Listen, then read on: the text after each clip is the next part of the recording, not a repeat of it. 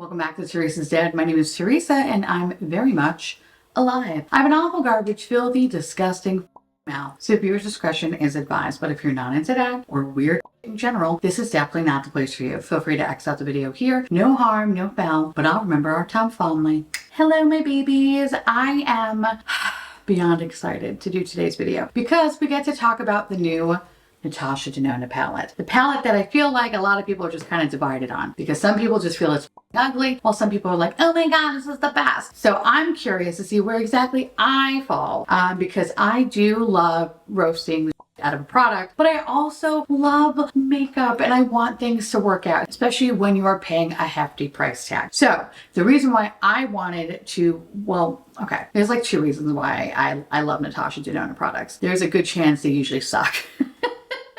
And I just love things, but I really love the concept of this palette because it is the no makeup palette. And I don't know, maybe it's the older I get, I just want things that kind of are that no makeup look, especially if I'm going to be using them every day. As of late, I love finding things that I could just throw on really, really quickly and then just be on my merry way. And I don't look like a horrible red-faced monster, okay? Like I want things that are simple, but also like make me look better than my disgusting normal potato self, you know what I mean? So that's why this palette interests me. So this palette retails for 62 doll hairs. Yep, 62 doll hairs. Now, while I am affiliated with the brand, and if you do use my code garbage, you can save some money off your order. This was not sent to me in PR. They have never sent me PR, and I don't think they'll ever send me PR, which is hilarious, and that's okay. Now, I did pay for this with my own money, but I didn't pay for it at full price. I was going to use a code, but instead, since I bought it on the Natasha Denona website, they actually have a really good reward system, believe it or not. I know, it's kind of shocked me too. So I was actually able to get $15 off of this palette. So it only cost me, I think, like 52 and change with tax. So that's a steal, right? Like, kudos to me. But regardless if this product was sent to me or I did pick it up with my own money, I'm going to give you my full honest thoughts because you bitch can't lie. So let me tell you a little bit about this palette. An essential no makeup palette showcasing 5 hybrid eyeshadows, a creamy powder blush duo, and a bronzer and contour trio. In this palette, you'll find 5 eyeshadows named after different moods and occasions. Now featuring a talc-free hyper silk formula, these eyeshadows have a silky soft gel powder texture and comes in 4 wearable shades along with 1 sparkling topper finish. The palette also includes a creamy powder blush duo and a versatile high-tech bronzer and contour trio, providing you with the perfect no makeup routine in a travel-friendly format. One of the things that I really love about this palette is the packaging. I love Natasha Denona's like slim packaging. I love that it's super sleek. While yes, you will see my fingerprints, they are incredibly easy to clean. I like that you do get a nice mirror here. And overall, I feel that these cases are really, really sturdy, which is great because I have been traveling a lot lately. So if this palette is any good, this is a product I can see myself taking with me when I go on vacation. Now, with that said, let's start with this top portion here first. So what I'm going to do is I'm going to show you like either in an overlay here or a box or something, how I applied each one of these products. So starting with the contour trio, you know, I don't know about this one. First and foremost, I hate the pan design. I think while yes, it looks very cute, right? Reminds me of a little ice cream sandwich. I hate that it's so incredibly tiny, making it almost damn near impossible to put a brush in each one of these sections without it hitting another section. So for me, I really had to kind of use all 3 and just apply it straight to my face, which kind of sucks because I really wish that I was able to use each one separately. Okay. And I say that because the tones of these 3 are very kind of funky. Like the first one being the lightest shade is definitely more on the gray side, which there's a fine line when it comes to like gray contour-ish powders. You can look dead and not in like a cute, sexy way. Like you just look like, oh my God, did you awake from the earth? Do you want my brains? Like it just doesn't look right. Then you have this middle shade, which is kind of like warm leaning. So it kind of gives more of like a bad chemical burn kind of a feel or like a bad spray tan. Not really cute. And then you have the darker shade, which again kind of has that orange undertone. So when you use all 3 together, it's definitely on the warmer side, but also like kind of the muddyish gray side. So I feel like my skin kind of looks a little dirty, which Not a fan. I will say that it is pigmented and it is very easy to blend out, but when you do build up the product, the more I was building it up, the more I noticed that it kind of just looks a little dirty on me. It looks like I've just been rolling around in the mud a little bit, like I am the adult pig pen. And while that can be cute if you have that kind of fetish, which I mean, whatever, we don't kink shame here, but like it can be cute if you're looking for it, but like as an everyday thing, I don't know if that is the thing I want for like a no makeup look. When I think of like a no makeup, I think of like Makeup by Mario. I think about the little cream bronzer or like the skin enhancer or whatever the it's called. I think about that product because to me that is like a true, it doesn't look like you have any makeup on. It just looks like your skin just came back from vacation. I wanted that with this. That did not happen. Okay, fine. Now, I also did use the shades as an eyeshadow, and they are kind of pigmented, but they're definitely more pigmented when you use them as like a bronzer contour as opposed to an eyeshadow. But when I did use them as an eyeshadow, I mean, it's okay. Again, it's just like that weird tone where it just kind of feels a little just too dirty for my liking. So while the product is not like the worst thing I've ever tried, it's definitely something I wouldn't consider a no makeup look. It definitely looks like you have something on your face. It looks like you have dirt from the backyard. I don't know. And maybe it's just because I look like uncooked chicken, but I feel like what I'm giving you is like a plastic bag just caught in a tree. I look a little windswept, but still dirty, you know? So like, not a huge fan. But again, happy that I didn't really experience any sort of patchiness or just like any difficulty blending the product out. It was very, very smooth. It's just, I don't like the color. Okay, fine. So let's talk about the blushes. I wanted to like the blushes a little bit more. And I think for me, the big issue is the fact that I was kind of getting a little bit of like patchiness when blending, which is like really unusual because I've never experienced that with other Natasha Denona blush products. Not that I could think of anyway. So I was kind of like, what the is this? Which was just really, I don't know, just off-putting as I was doing my makeup this morning because I was like, why is there like such a harsh line right here? I didn't notice that at all with the bronzer formula, but just this blush formula, just on this side, just was not gelling. So yeah, so we didn't have like a really good start. Now, what I do like about the blushes is that I love the pan shape and I wish that transferred over to the contour side, and it's a shame that it didn't. I feel like this could have been very, very different for me. I feel like I would have had a little bit more control of it not looking so like kind of flat and like grayish, right? So when using this, the pink, the light pink is very, very light, like light.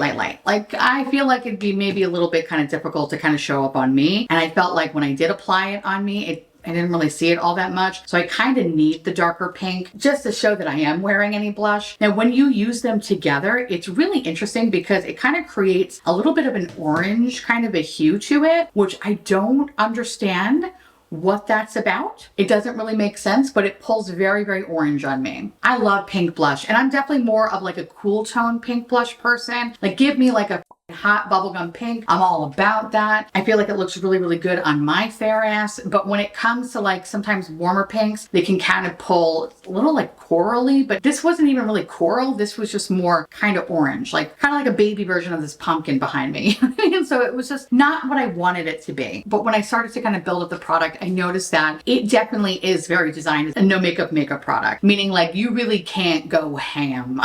It's impossible to go ham on this product. Even if you do layer it on, it still looks like kind of like a nice light wash of color, which I do like, but I just wish the tones were better. And the more that I'm sitting here, I'm starting to notice like it doesn't look as bright or as poppy as it once did when I applied it, which makes me question the longevity of this. Like, is it really going to last? And I'm gonna leave a pinned comment down below to let you know if I am experiencing any sort of like immediate lifting. But I don't know, maybe it's in my head, but right now I kind of feel like it looked a lot brighter about like an hour ago. So I don't know. That kind of sucks. So other than the tones not being my favorite and the fact that the darker pink was just a little bit patchy on this side, it's not my favorite. I feel like Natasha Denona has just done just better blushes overall. You know, like for example, like I put a highlighter on because this palette lacked a highlighter, which again, listen, during like a no makeup look, highlighter is usually off the table anyway, which I mean, that, but whatever. I want to be beaming for days. So I decided to use the highlighter from the Glow Blush, and this just doesn't disappoint. But this is a great product though. And this, like I loved, absolutely loved. Or even like the new Berry palette.